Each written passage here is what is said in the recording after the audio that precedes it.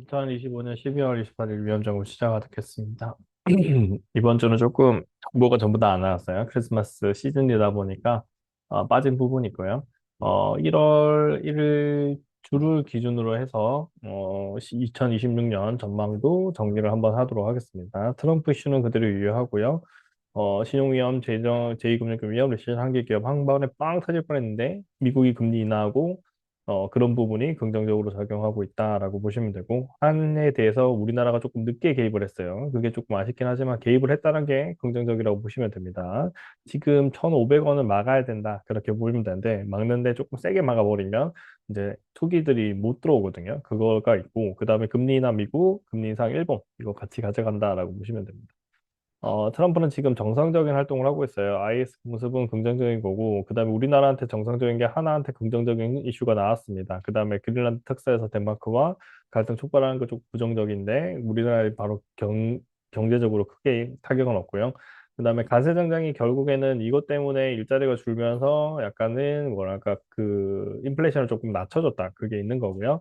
시카고 주 방위군 투입 안 되는 이런 것들, 그 다음에 어, 이거와 더불어서 지금 간세 대법원 앞으로 가는 거, 이 판결이 이제 내년 상반기에 조금 요동치는 결과가 나올 수 있고, 그게 만약에 대법원 판결 이후에 트럼프가 이상한 정책을 조금 더 펼쳐버리면 새로 협상을 해야 되는 일이 벌어지거든요. 그게 부정적이다라고 보시면 되고요.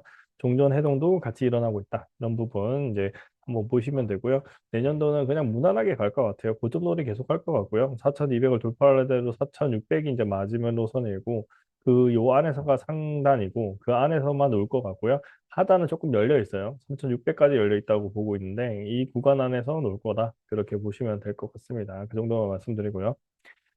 일단은 이번에는 CDS는 지금 빠져 있는 상태고 CDS는 22에서 22까지 그대로 유지하고 있고 원달러는 이렇게 급락 나온 거 요거랑 비슷합니다. 그러면 한동안 요 추세가 나올 것 같거든요. 그러면 여기서 한번 정리를 해야 되고 그만큼 우리나라 성장이 있어야 되는데 우리 세제 혜택이 발생을 하죠. 이게 조금 긍정적이다라고 보시면 됩니다. 프로젝트 파이낸스 30% 넣고 자기 자본 비율 20% 높이고 부동산 경기에 취약하다. 부동산이 급락이 나오면 안 되는 이슈지만 이게 대출을 갚아야 되는 이슈면은 부도가 나는 겁니다. 이거를 빌려준 기업인 은행이죠. 은행이랑 새마을금고 그쪽이 위험할 수 있다. 유동성 신용 위험이 그대로 있다라고 보시면 되고요. 여기 있는 거 그 앞에 있던 거 그대로 가져왔어요. 상환금융과 저축은행에서 이만큼 차입금 자본이 이렇게 늘어나고 있다는 거. 그 다음에 모니터링 추측을 했을 때 누적 증가액이 좀 줄고 있죠. 저축은행 줄고 있고 상환금융 그대로 유지가 되고 있고 예금 입출금 변동성도 동일하게 왔다 갔다 좀 심하게 움직이고 있다. 이렇게 보시면 됩니다.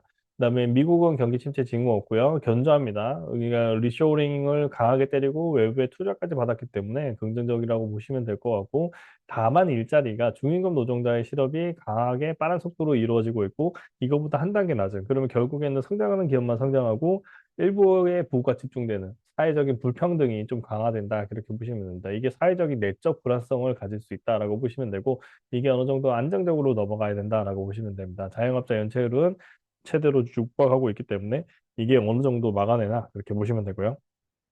이제 곧 있으면 내년도라 안 하겠죠. 이제 추경을 하느냐 여부인데 추경하기가 조금 애매한 부분에 있어요. 이 예산을 추경할 만큼은 먼저 땡겨서 쓸 거기 때문에 오히려 긍정적이라고 보고 있고요. 부채 비율도 그렇게 나쁜 편은 아닙니다. 미국 경기 침체 여부는 아직도 퀘스천 마크고요.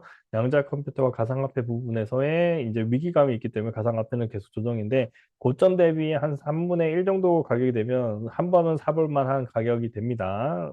풀 베팅 하지 마시고요. 여러분 계좌에 한 20분의 1이나 많으면 10분의 1 정도까지만 투자를 해주시는 걸 추천해 드립니다. 여기까지 하고요. 그다음에 미국 금리 인하와 일본 금리 인상 시작인데 이제 4.3% 금리 인하 전면 수정을 하고 있고 CDP의 그 자체에서는 4.3으로 폭발한 걸로 있고요. 1나가 1, 2회하고 동결한다. 장기화 동결하는 건 위험 상황 안 오면 이제 정상금리로 이제 운영하겠다. 그 말로 되고요. 정상금리가 됐습니다.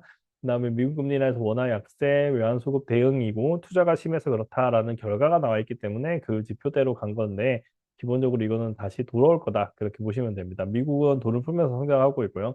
뉴욕 증시 암호화폐 발작이 일어나고 있는 거고 그다음에 기준금리 추가 인상을 해서 이제 물가 흐름이 안정인데 1.5가 아마 일본은 정상금리고 미국은 3.5가 정상금리일 겁니다. 우리는 지금 2.5점 이 중간 사이로 딱 들어가면 크게 무리 없고 추가 금리 인하는 없는 상태에서 지금 상태에서 위험이 와야 한 번 더 치고 나갈 수 있습니다.